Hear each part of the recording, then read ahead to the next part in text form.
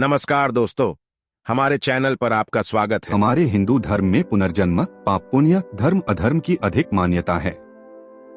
हिंदू ग्रंथों में बताया गया है कि मनुष्य को कैसे 84 लाख योनियों को पार करके मनुष्य जन्म मिलता है और मनुष्य ही मोक्ष प्राप्त कर सकता है। अब सवाल ये उठता है कि मोक्ष क्या है, जिसके लिए हर योगी, सभी ऋषि मुनि अपने जीवन भर कष्ट उठाते हैं, वो मोक्ष क्या है? आज हम इसी बात को विस्तार से समझेंगे। भगवान श्री कृष्ण ने युद्ध भूमि कुरुक्षेत्र में हर प्रकार के उपदेश दिए, मानव जीवन के सभी विकारों से मुक्ति पाने के मंत्र दिए, और जिस व्यक्ति ने गीता को पढ़ा और उसे समझा, फिर उसने जाना कि दुनिया की सभी समस्याओं का समाधान गीता में मौजूद है। आपके अंदर कोई भी शंका हो, उसका उत्तर आपको भगवत गीता में मिल जाएगा। इससे कोई फर्क नहीं पड़ता कि आपकी समस्या क्या है। इसी तरह से भगवान श्री कृष्ण ने अर्जुन को मोक्ष पाने के कई सारे द्वार बताए हैं, ध्यान योग, प्रेम योग, कर्म योग आदि। आज मैं आपको बताऊंगा कि भगवान श्री कृष्ण ने अर्जुन को मोक्ष पाने का सबसे आसान और सरल तरीका कौन सा बताया है, जिस विधि से मनुष्य कितना भी पापी, कितना भी अधर्मी क्यों ना हो, मृत्यु के क्षण में वह तुरंत मोक्ष को प्राप्त हो सकता है। श्री कृष्ण अर्जुन से कहते हैं, हे अर्जुन, मानव शरीर बड़ी मुश्किल से मिलता है, इसे ऐसे ही गंवाना नहीं चाहिए। देवता भी मानव शरीर की आकांक्षा करते हैं, लेकिन मनुष्य की अज्ञानता इतनी है कि इस मोक्ष के अवसर को वह गंवाता रहता है, अपना पूरा जीवन भोग विलास में बिताता है। इतना ही नहीं, जब मनुष्य मृत्यु शैया पर होता है और उसके मृत्यु का क्षण होता है, उस समय भी वासना उसका पीछा नहीं छोड़ती। इसीलिए मृत्यु के समय जो वासना उसके मन में सबसे शक्तिशाली होती है, उसी वासना के मुताबिक उसे अगला जन्म मिलता है। दरअसल भगवान श्री कृष्ण द्वारा दी गई यह एक गुप्त विद्या है। यह एक मरने की विद्या है, और जो इस विद्या को जान लेते हैं, वह अपने जीवन में कितने ही पापी क्यों न रहे हो, मृत्यु के समय इस विद्या का उपयोग करके, उस परमात्मा का ध्यान करके मोक्ष को प्राप्त हो जाते हैं। मोक्ष अर्थात जन्म मरण से मुक्ति। फिर दोबारा वो इस पृथ्वी पर नहीं आते। पृथ्वी के अनेक सुख और दुखों से दूर आनंदमय हो जाते हैं। अर्जुन पूछता है कि हे केशव, मृत्यु के समय बड़ा ही कष्ट होता है। अब चाहे वह किसी घातक हथियार के जरिए हो या फिर प्राकृतिक मृत्यु हो, क्या इसे आसान बनाने का कोई तरीका नहीं है?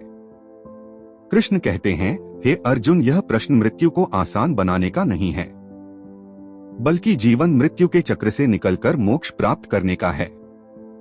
कृष्ण ने कहा, यदि व्यक्ति मृत्यु के समय मेरी बताई हुई विधि को अपनाएगा तो वह सीधा मेरे परमधाम को प्राप्त हो जाएगा। अर्जुन ने पूछा, हे प्रभु, वह गोपनीय ज्ञान या विधि क्या है? श्री कृष्ण जी कहते हैं, अपने प्राण त्यागते समय अपनी सभी इंद्रियों के द्वार को रोककर, अर्थात उन्हें वश में कर और अपने मन को अपने हृदय में स्थिर करके, अपने प्राण ऊर्जा को अपने मस्तिष्क में स्थापित करके, उस परमात्मा का स्मरण करते हुए ओम मंत्र का उच्चारण करें। मनुष्य जीवन भर कितना ही पापी क्यों ना रहा हो, उस व्यक्ति को मोक्ष प्राप्त होगा। देखा कितनी आसान विधि बताई है भगवान श्री कृष्ण ने। ओम केवल एक शब्द नहीं है, सभी मंत्रों का परम मंत्र है। इसकी महिमा अनंत है। आध्यात्मिक साधना की सफलता का केंद्र बिंदु ओम है। सिद्धि प्राप्ति का सूत्र भी ओम है। यह वो मंत्र है जिससे सारा ज्ञान और सारी सृष्टि की उत्पत्ति है। इस ब्रह्मांड को जन्म देने वाला भी यह परम मंत्र है। जीवन में ओम के उच्चारण से शरीर के हृदय कमल में आत्मा की ज्योति हमेशा प्रकाशित रहती है, और मृत्यु के समय जब कोई मनुष्य ओम का उच्चारण एक सुर में करता है, तो इस क्षण में आत्मा और परमात्मा दोनों ही महासुख में होते हैं, आनंद में होते हैं, और दोनों ही मिलने के लिए एक दूसरे से व्याकुल हो जाते हैं। जैसे युगों युगों से बिछड़े हो, सभी सांसारिक सीमाओं को तोड़कर एक दूसरे के भीतर समा जाने को व्याकुल हो जाते हैं। भगवान कृष्ण ने इसे मुक्ति का द्वार भी कहा है, लेकिन हम इस छोटे से महत्व को समझ नहीं पाते, और इसी कारण हमारे शरीर की रचना उस ईश्वर ने विशेष रूप से की है। हमारे इस शरीर को ब्रह्मांड के रूप में दर्शाया गया है। हमारा शरीर इस ब्रह्मांड का एक केंद्र बिंदु है। इसमें सभी लोकों का निवास है। मानव शरीर में पैरों से नाभि तक भूलोक दर्शाया गया है। नाभि से कंठ तक अंतरिक्ष यानी आकाश लोक और कंठ से सहस्रार तक स्वर्ग लोक को बताया गया है।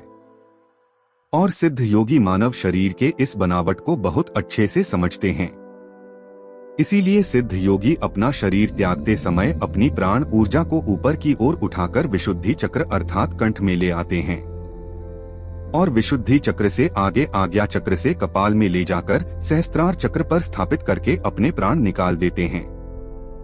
हम साधारण इंसानों को इस विधि के बारे में कुछ नहीं पता होता और इसीलिए साधारण मनुष्य के प्राण दूसरे द्वार से निकलते हैं, ज्यादातर मूलाधार चक्र से।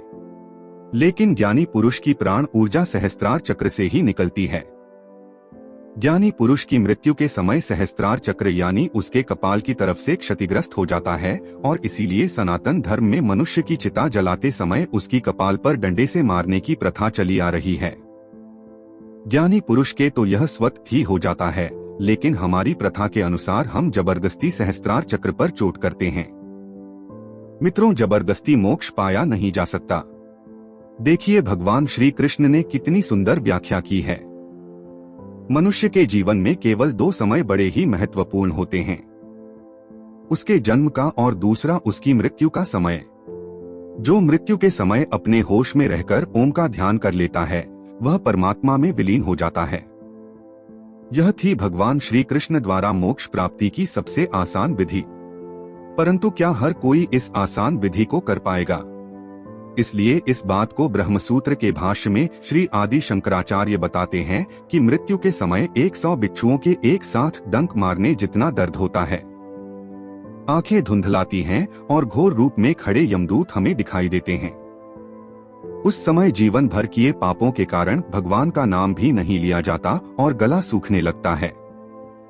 इसीलिए हर मनुष्य को चाहिए कि वह इस ज्ञान का सदा ही अभ्यास करता रहे, जिस अभ्यास के कारण ही अंतिम समय में ओमकार का ध्यान कर पाएगा और मोक्ष प्राप्ति होगी।